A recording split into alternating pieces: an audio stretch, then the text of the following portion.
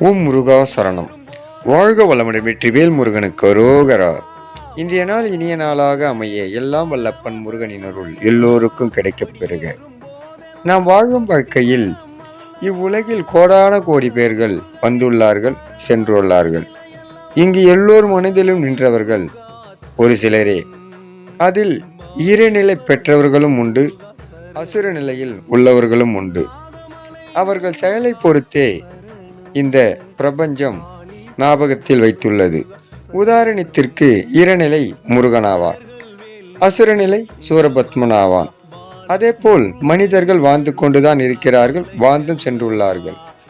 நாம் எந்த நிலையில் வாழ்கிறோம் என்று நமக்கு நாமே தெரியும், அதை நாமே தீர்மானிக்கும் முடியும் என்று அருளப்படுகின்றன. அப்பன் முருகன் அருளால் சகலமும் பெறுக. முருகனின் மகன் ரவி முருகன்.